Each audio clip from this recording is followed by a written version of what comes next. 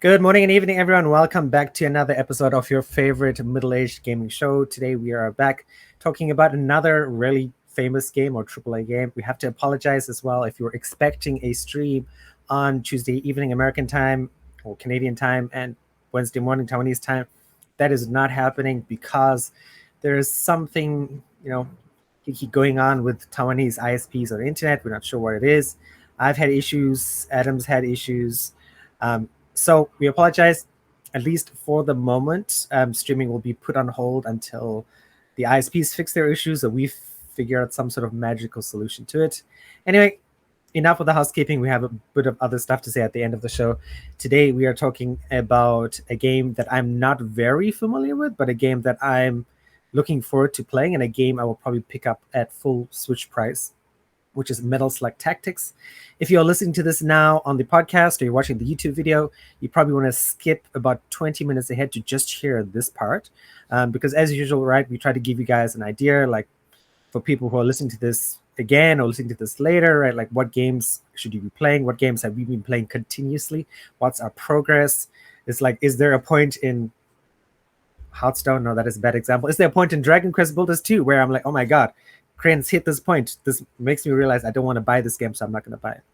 But before I get into my games, of course, we have to start off with Antoine first. So, Antoine, what have you been playing? Where are you in the game?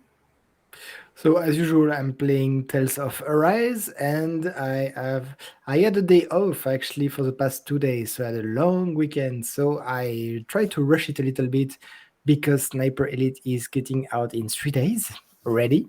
So I'm trying to finish Tales of Arise, and I think I have still a long road ahead of me. But basically, I finished the fourth region. There have been some, development in the scenarios which I'm not gonna reveal, but as you might, it's not a spoiler because I think it was in the trailers, but your main character has amnesia due to the mask he's wearing. At the point of the game, the amnesia is gone and you had a big background uh, storytelling. And again, I'm putting this Tales of as my number one right now of the Tales of series, even better than Berseria that I really really liked, and it's extremely cool. It's not disappoint. The only disappointment is the fishing part, because the gameplay on the fishing part is it's not horrible. You can get used to it. It's really not intuitive compared to how well thought the whole combat system is done. They have a lot of experience, of course they do, but the combat is extremely good, even more intuitive, I would say, than Berseria, where in Berseria I only realized um, some tactics or some combat thingy that you could do. I only realized I could do it at the end of the game. Here, no, you have plenty of comments, but it's all very well thought and very easy to understand. And no, combat wise is great, story wise is great. Too many cutscenes, depend on how you like cutscenes, but yeah, even for me, that's quite a lot of cutscenes. Anyway, as usual, I don't remember which mark I gave it last week. Was it at 15 or 16? I think I will put it this week. I'm getting close to the end. I've not been disappointed at all, so I will put it at 17 at the moment, and it will depend on the bad guy of the game, because at this moment we don't really have one bad guy. It's split in 5 regions with 5 rulers of each region, which would be 5 bad guys. Of course, as every region is different, but I'm on the last region at the moment, and this bad guy seems to be the big bad guy. We'll see. Depending on his backstory and how the game is gonna evolve. At this moment, it's a 17. It could really well to go to 18, depending on the bad guy, which is why FF15 lost a lot of points, because I really hated the backstory of the bad guy. It was not well written. So it's very important to have a good bad guy. Sephiroth in FF7 was a great bad guy and did a lot for the story. So at the moment, very happy.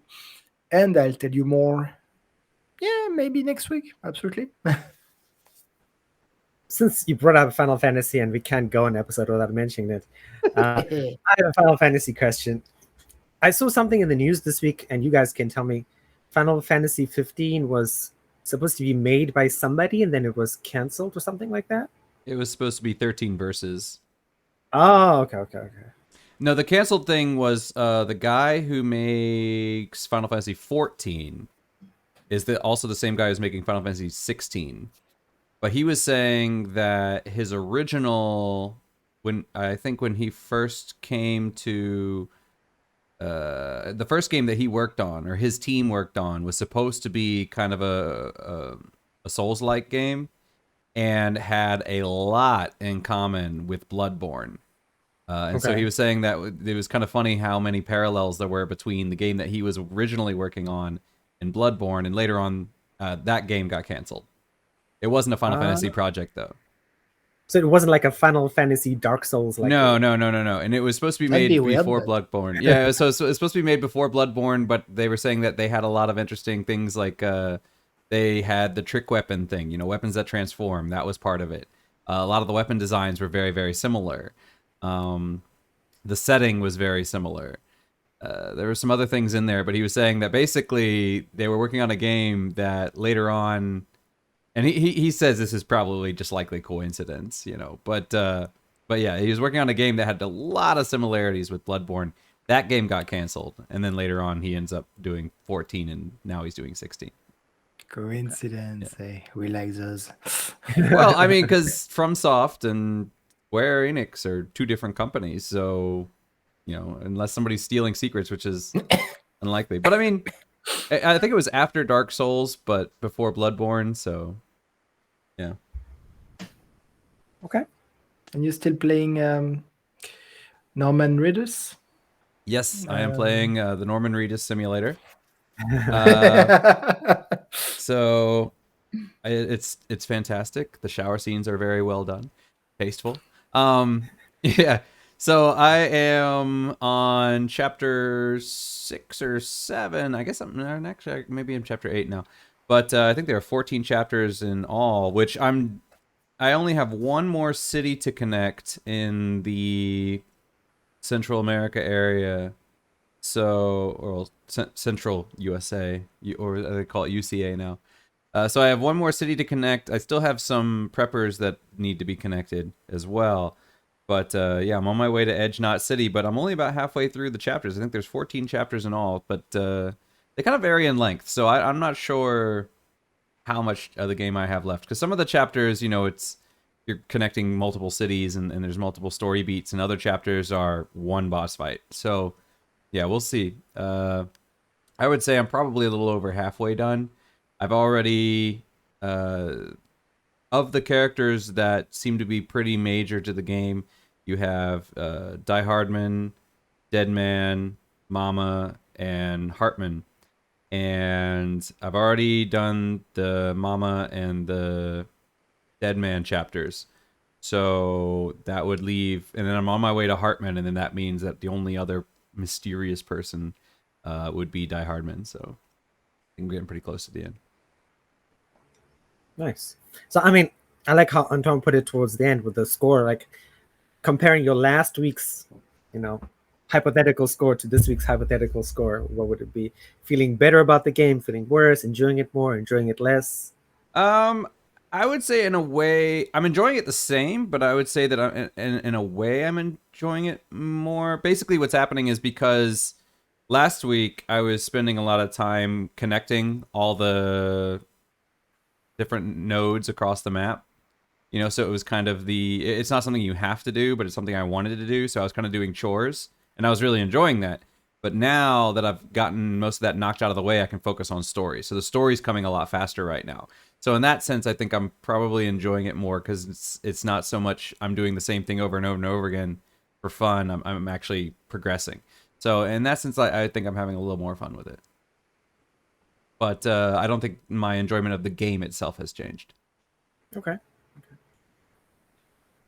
Nice. I gotta say, Antoine's segue into talking about Death Stranding was pretty awesome. I like that. He talked about the Norman Reedus simulator. Yeah, and he mentioned that he did you see the tweet? He came out and said that they're already starting working on Death Stranding 2. I saw that as well. Did you see the tweet that Kojima released? No, what did he say? Kojima released a tweet and it says, go back to your private room, which your private room is a big thing in Death Stranding. So he says, go back to your private room, and it's a picture of him standing behind Norman Reedus holding the Negan bat from Walking Dead. So it's kind of like, you're not supposed to be talking about this yet. So, you know, but they're all good, you know, like, and then Norman Reedus is like, oh, on the ground, so doing the Death Stranding thing.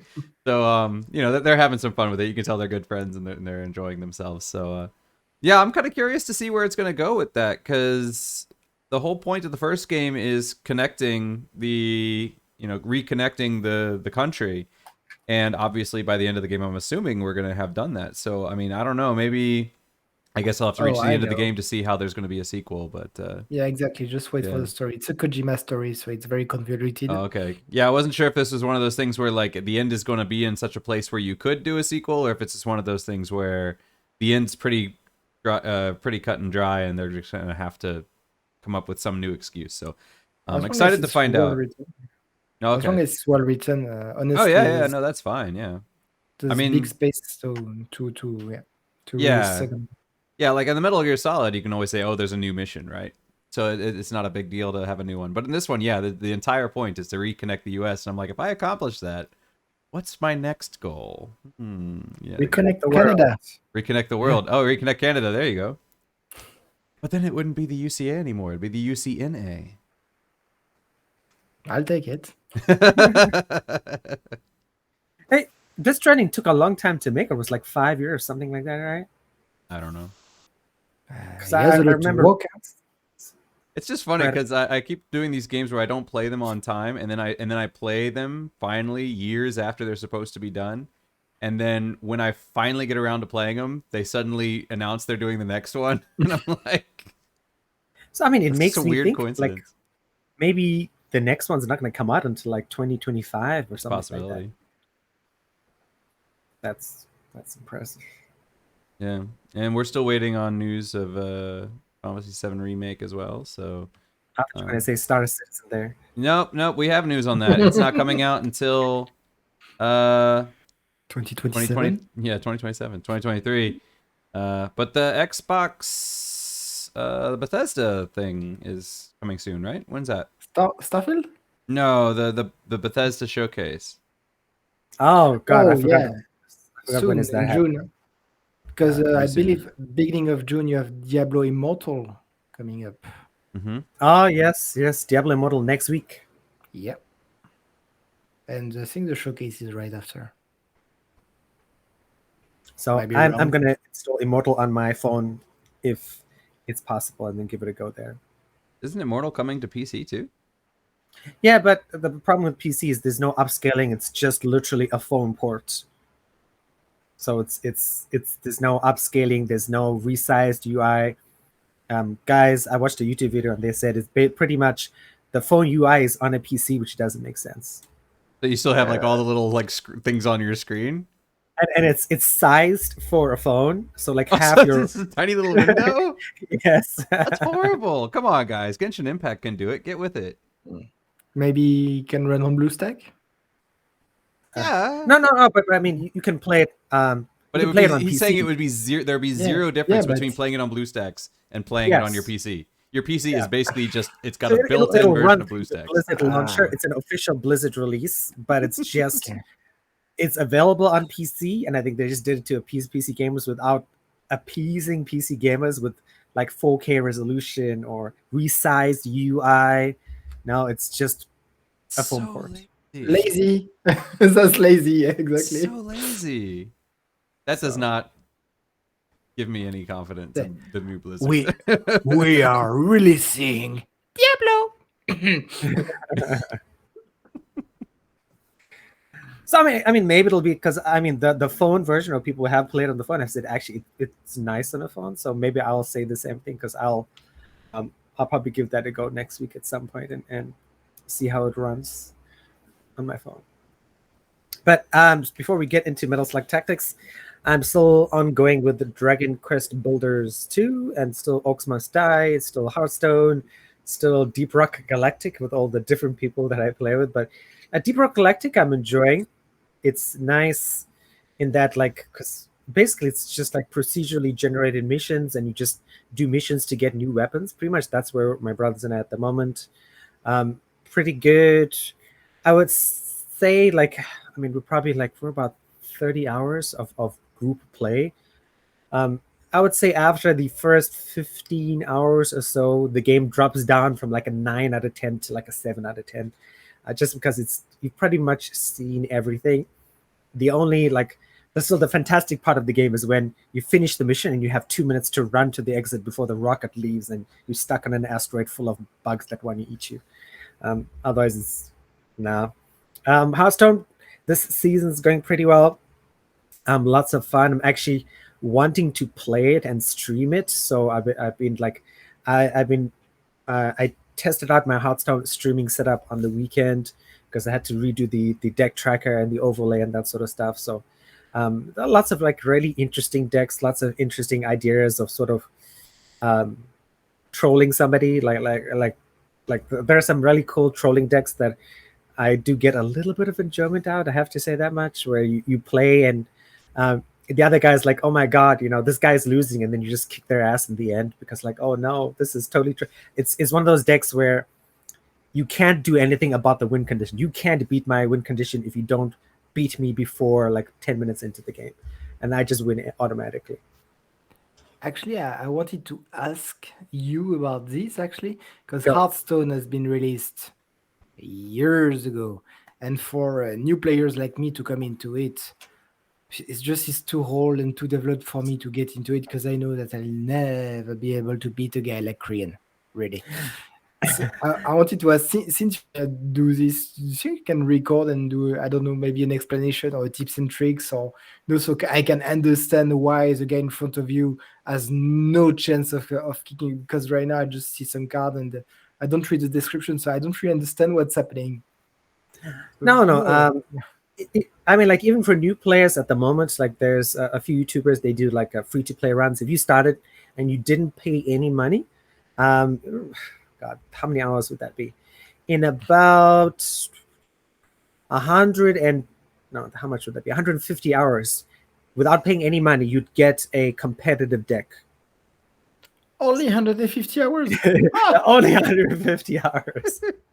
Piece of cake. But I mean, if you're like me, or like I think it was 1 year, going back to 2016, where I did not buy, no, maybe it's 2018. I did not buy one expansion, but others, like, I bought every single expansion for like $50 since the game's come out, which is like, so I spent like $300 a year for like the last 6 years.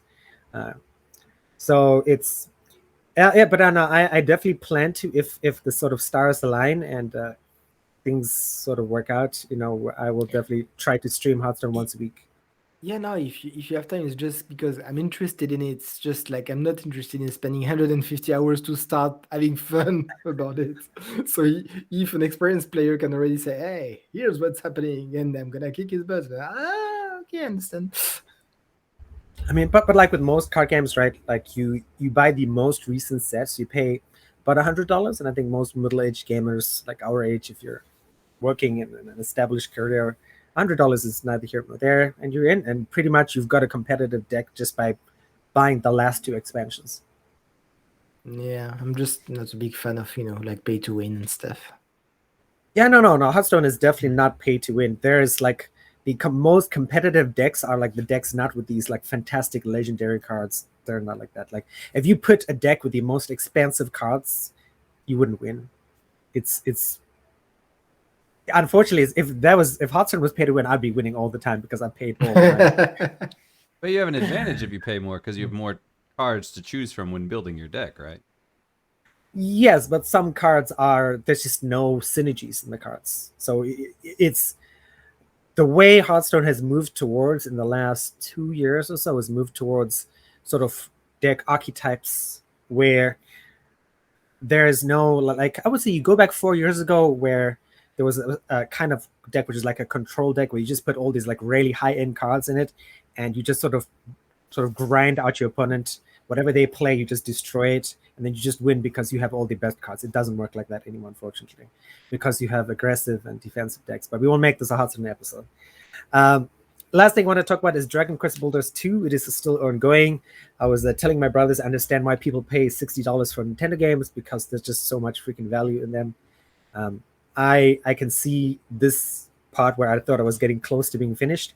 I can see this going on for another 40 to 50 hours of this. So given that I will be playing this less because I'll be playing Sniper Elite with Adam on the weekends now. So I can see myself playing this game until December of 2022, just because I only played this for about an hour or so a day. Otherwise, yeah. All right, guys. It is 9:30 p.m. So people who have skipped the intro section are ready to talk about Metal Slug Tactics. Now, I will caveat this and say I've heard of Metal Slug games. I think most people our age would have played Metal Slug in the arcades. At some point, like this is how I knew Metal Slug, and I was always envious of people who had Metal Slug on the PlayStation. Metal Slug was on the PlayStation, original PlayStation 1 back in the day, right? If it was, I never saw it, but maybe. Okay, I remember having friends with like PS2, PS1. I don't think I ever had a friend with the PS1 back in the day, but with the PS2, seeing Metal Slug games and seeing it in the arcade. It might have been on Nintendo as well. And I was like, okay, this looks cool. Most recently in Taiwan, going back about 5-6 years ago, there was like another sort of strategy, not like a tactics game. That was really big on mobile and microtransactions, that sort of stuff. But Metal Slug, Adam, as usual, you are first. Tell us about your thoughts. I mean, I'm always super excited about SRPGs or TRPGs, depending on which terminology you want to use. So yeah, when I remember when this was it E3 when they announced this, that did we mention this on our E3 episode like last year, I think. I don't think so. Okay, or maybe we were talking about games that we were looking forward to or something. I don't remember. But I think we've mentioned this game before. So yeah, I've always liked the tactical kind of games. So I'm really excited about this. I don't actually know too much about what is going on here, but I saw like they said something about roguelike elements. Yes. So I guess what do they mean there? Just It's just this sort of very typical like roguelike structure. Through each playthrough, you get advantages which hold through until the next playthrough. Okay. So like when you die, you get to choose plus 5%. I'm thinking of Everspace at the moment, plus 5% cannon damage, or in like a dead cells. You get like this weapon and that weapon, and eventually after enough playthroughs, you get to finish the entire game. Ah, okay. Yeah, because I wasn't quite sure what they were talking about there. Because yeah, I was thinking the procedurally generated dungeons kind of thing, and I was like, oh well, in these games you can. That's kind of always. I mean, you typically have maps that are preset, but then yeah, the way that you fight enemies is always different every single time. They don't usually have preset locations where they start unless you're playing Valkyria Chronicles, which was one thing that disappointed me. But yeah, I'm looking forward to it. I don't know too much about the gameplay or anything like that. I don't know what the trees are or how you can build up your characters. I'm guessing it's not class based in the sense that other games are, where your characters can multi-class. I'm guessing they're more about the individual characters themselves, more like Other Side in that sense. Do you know? Or So again, this is just straight from the team page. I'm actually, what is it? The team page, the Steam page. That like I didn't even realize, like when I was researching this game has like a whole long story, which maybe either of you two guys might be familiar with. Like I'm just familiar with this game, but I'm not familiar with the story at all. But apparently it references the story and stuff. And like if you're looking on the Steam page, you can see sort of like anime style like videos or cutscenes, and it looks like there's some sort of story to be told. And but to Adam's question, it says choose between iconic brothers in arms to create the perfect team. So I would imagine there's some sort of team, and like looking at the shots, you can see like characters in here. So, but I don't see more than two people. So maybe this is just a two-person tactical battle game. well, on the map there seems I could have sworn that I've seen a couple different ones where they have more than just two people at a time, where you have your guys and then the tank. Yeah, here in the picture we have here, you can see 3 of the characters down at the bottom. But see, I'm looking at that right now, right? There's one. I think aren't the other guys just the enemies in that screenshot? No, you got the guy in the red vest. You got the Yes. girl right next to him, and then in the other corner is the blonde girl. Where do you see that though? Because I just see the guy in the red vest. Wait, See if I let can me get let me my just mouse up here. No, you can't let see me the mouse. double check the picture. So yeah, no, I'm looking at the picture. There's the gun. There's no girl next to me. There's the red hair girl. Where do you see a red haired girl? Down Anton, do you to see the a red right. haired girl?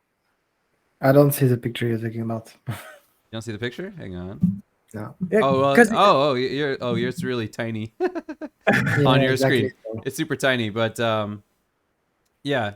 So there's but yeah, there's definitely 3 characters there. okay. Yeah. Okay. Because I mean, like looking at this on the Steam Like page, I if you just look at the see. guy and then you go down and over a little bit, and then there's a girl. She's holding a gun. She's got like a little red thing coming out, her ponytail coming out. And then you go a little bit further over and a little up, and there's the blonde girl over there. Yeah, I Does he see- agree with Adam. That to me, that looks just because they dressed in a similar style to the enemies. That They makes me think. are. That makes me think that they are the enemies, though. So No, I don't know. I don't think so. I don't know. All right. Pretty sure we're looking at. Yeah. That's definitely the redheaded girl and the blonde girl. Yeah, that's definitely them. Oh yeah. Looking at that, there's a blonde girl. Okay. So that is probably. Hopefully, they clarify that up before the game comes out. Yeah, so I'm not quite sure. But I do like Tactics. This reminds me a lot of Tactics Advance in the style. If you've ever played Tactics Advance on the Game Boy Advance, which I enjoyed. I thought they had some really good mechanics. The one thing that I didn't like about it, and it's going to bother me here, I know it as well. I don't like it when they only have the one perspective. I like being able to rotate the map because I feel like when you do that, you can have more dynamic maps. When you do the Tactics Advance map, it's always, the back is always the highest point, and it's always a tier, scrolling down basically and getting lower and lower as you move lower down the map. And that's the only way you can do it, because otherwise things would be behind other objects, and your perspective wouldn't allow for you to see certain things. So I haven't seen anything here that you can rotate the map. Maybe you can. If you can, then great. But yeah, hopefully that'll be a thing. But given this style, it doesn't look like you'll be able to do that, and I know that's going to drive me nuts. By Tactics Advance, you mean Advance Wars or? No, Tactics Advance. They had a Final Fantasy Tactics Advance on the Game Boy Advance. They had Advance and Tactics Advance too. Yeah, there is a game called Tactics Advance, I think. Actually, now that I think about it, but I was thinking Final Fantasy Tactics Advance, and then Final Fantasy Tactics Advance 2. So yeah, but yeah, I love these SRPGs, and apparently a lot of them are coming out now.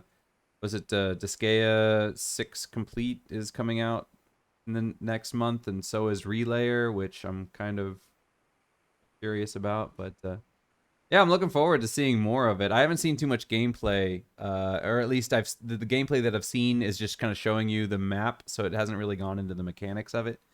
So I should say I'm interested in looking into the mechanics of it. Anton, what's your take after watching some videos and reactions to the game? Well, a few things.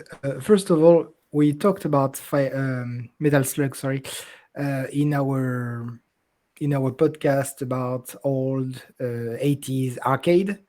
And as I mentioned before, I know Metal Slug because it was the only arcade in my school. We had a little place just for the older students where you had the arcade of Metal Slug, so everybody was crazy about it.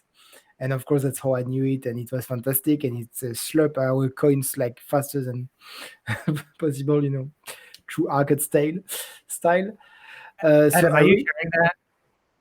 Hearing what? Oh, that's weird. Is Antoine's voice clear? Yeah. Oh no, this must be my headset. All right, sorry, keep going. Yeah, no, sorry about this. I don't think I have any microphone issue. In any case, so it's a very, as you know, very energetic, very run and gun, type of franchise IP. It's all about take your gun, run and shoot, and take your tank, very modern style tank, and shoot every weird enemies you have in front of you. Could be a bit fantastic as well, and it's a really fun universe, very colorful. I really like the fact that in this game they really took the the color chart, I would say, of the old arcade game. It's really beautiful, and I'm really hyped about this. I have no clue about the story because for me it's boom, boom, boom, and that's it. Otherwise, no, it's a dangerous move, I think, an interesting but dangerous move because it's a bit like Sonic. It's all about, like a run and gun. And here you are saying, oh, you're going too fast. Okay, let's, calm down and make it a tactic. Okay, that could work. As far as I'm seeing, it's beautiful. I saw the animation in the videos. They are very much like, the run and gun type of Metal Slug that we had before. So they really respect the universe very much. After, I'm not a big fan of tactical as much as you guys, especially because I was traumatized when I was a kid with some FF Tactics or Fire Emblem.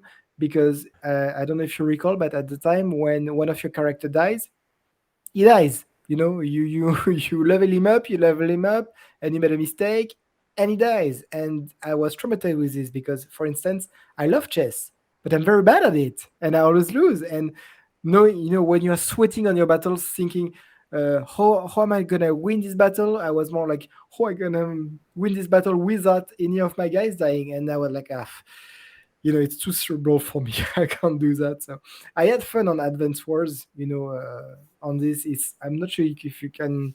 It's more like RTS than tactics. Maybe that's why I liked it more. But yeah, I'm not a big fan of tactics, so I'm not gonna play this game. Definitely, I'm gonna watch if you guys play. Like I watch Adam play other side. It's not the kind of game that I'm gonna play because I know I'm not gonna enjoy it playing myself, I mean, but watching it, yeah, it's gonna be very fun. So I really want to see what's gonna be like. Okay. Korean? Yeah. I Hi. know. I wanted to ask you guys, like Did I one of the lose you? things I noticed on the Steam page is it's a TBA, but on Nintendo they're expecting it. I think sometime toward. I think this is next year. So maybe that's why we're sort of sparse on details at the moment. Um, do you think like a lot of these games like Final Fantasy Tactics or Metal Slug Tactics, they're an emerging genre because people don't have like these games are cool because you play one mission and then you're done, right? They're not a huge time sink. Yeah. I think that definitely helps because there is a very the missions themselves can be a little bit meaty. You could definitely spend 5 minutes on them or so, but they definitely do have a very concise. This is when it starts. This is when it's over. So you can definitely be like, I'm gonna knock out one battle and then just do it, and then there's a very clear point at which you're done. So I do think that is an appeal. Valkyria Chronicles was, I think, had a very similar thing in that where you do the mission and there's a very it does help you kind of manage time. You do kind of have to feel out how long each mission is going to be though, because sometimes you might think like, okay, this is going to be 5 minute mission and it ends up being 15. So you do have to consider, is this going to be a random battle, a boss fight? Because some are designed to be longer. But I definitely do think that it is kind of good that you can just pick it up and put it down. It does give you that sense of, whereas like in maybe a JRPG or something like that, where the story is continuously progressing, sometimes you don't feel like there's a good point to stop because as soon as you get someplace, they're like, okay, well now go do this, and it's not even like okay, good, you're done, move on to the next objective. It's like, oh, okay, thanks for delivering this, but could you carry this thing? So it never feels like the mission is finished. It always just feels like it just feels more fluid, I guess. But yeah, and these is definitely like a start stop point. So Yeah, no, I was playing what is it, Nino Kuni on the Switch. That's one of the things I hated because there's like certain save points, and like you play part and like, okay, I've got an hour to play, and maybe you got stuck on a battle or something like that, and then you're like, oh no, my time is up. Oh, I didn't make it to the next save point. Oh, sorry, redo everything again, which is why like games that don't have save systems now just I can't do it. It's just not worth it for me. I don't know. What do you think, Antoine? Because you're pretty busy as well. How do you manage with saves? Auto saves, of course. Yeah, no. I wouldn't do a game where I need to manually save by. If there's fixed points to save, that's gonna be very tough for me. I can't do that as well because I can't just if one of my kids, hurt himself upstairs and something like that, I can't just say, "Oh wait, I'm gonna save and I come in a minute." No, that's not gonna work. So, yeah. I think that's one of the nice things that in modern consoles and PC too, if you have the save state kind of thing, like if you put the PlayStation or the Xbox into sleep mode, then you can just power down and then bring it back, and it's exactly where you left off. You don't have to worry about pausing. You don't have to worry about saving. You can just shut it down and then. Yes. Yeah, that's why I don't play Elden Ring, because there's no pause button in Elden Ring. I don't understand that.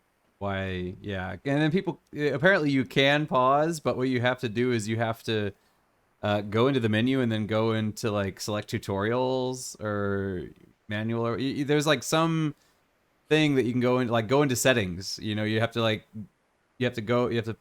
go into the menu and then scroll over to settings, and then as soon as you open settings, the game pauses. So you can do it. It's just not quick, and it's not easy, and it's like, well, if you can do it, then why not just put a freaking pause button in the game? Yeah, I mean, I understand the idea of disabling it if you're in multiplayer. Okay, sure, that makes sense. Same with what was it, like Crian was saying last time with the Sniper Elite, where they've disabled the kill cam when you're in multiplayer. Yes. So that makes sense in multiplayer because it's not just your time. But in a single player game, I have no idea why you would not want to put that in. It doesn't make sense at all. All right. So for this game, right, to fill out what the guys have said so far, available on Steam, available on Nintendo Switch, and pretty much everywhere, I think, at the moment. No price announced, and of course, there's no like Nintendo Switch page, which is why I've been talking about the Steam page as well, because Nintendo tends to not put out like pages for this game like on the Nintendo website until the game's like close to release or confirmed for release. My guess is it is going to be $20, I hope, but I have a feeling it's probably going to be like a full $59.99 Switch price because this is a SNK title. So Adam's talked about a bunch of stuff. The developer is French, which is what I didn't know. I didn't realize Metal Slug is made in Paris by 20 people. I guess the studios. I guess this game is made by this French studio based out of Paris. They got a license just to do this game. I guess there's a Nintendo Indie World coming up soon. I guess similar to what we talked about with the Bethesda showcase. So I guess summer is the time, right, where sort of people talk about the game drought, right? No new stuff coming out, and where a lot of the showcases are going to happen, or what people can sort of expect and pre-order coming to things. The other thing, the French studio that is making this game, they were just recently acquired by Focus Home Interactive. And those are the guys who do City Skylines. They do a bunch of other like AA titles. I would say I would even say City Skylines was like a AAA title, but they do a bunch of games.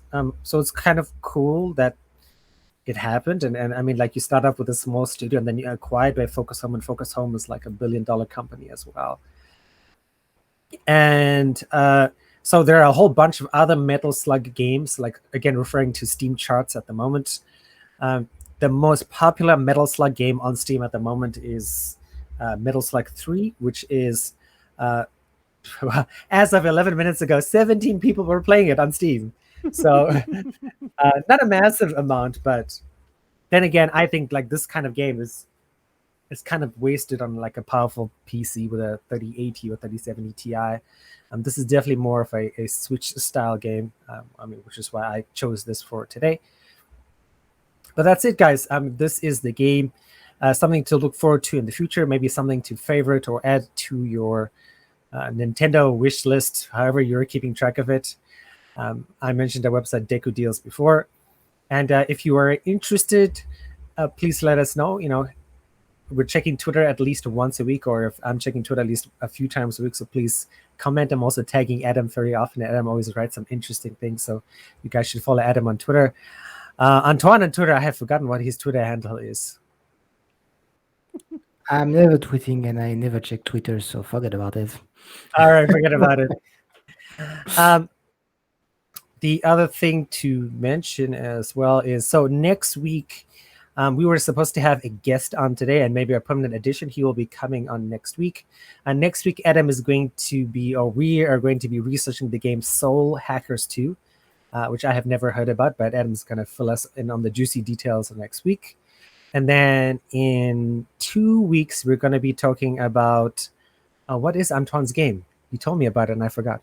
Fire Emblem, Three Hopes, the Muso Ah, one. I was like, I wrote the date, I didn't write the name. Fire Emblems. Cool. Release end of June 26 or so.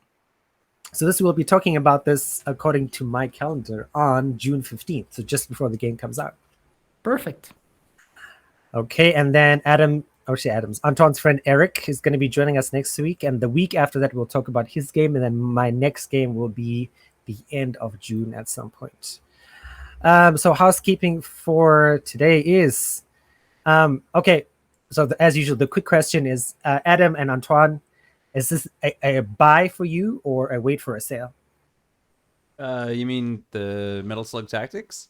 Metal Slug Tactics, yes. For me, I'm gonna say wait for a sale only because I don't know enough about the mechanics and that sort of thing. It depends. If it doesn't seem, because I can see the videos, right, and I can see them throwing grenades, I can see them shooting things. I would have to see what, and I know that there's some sort of synergy mechanic where they can sync up and multi-attack. So, Yes. but I think I'd have to see more gameplay, and then it might be a buy. But until then, I would say wait. Okay, Antoine, you never buy games on release except Sniper Elite 5, but Unless it's a necessity for the show. so Otherwise, this is this is, well, it's not a buy for me because it's tactics.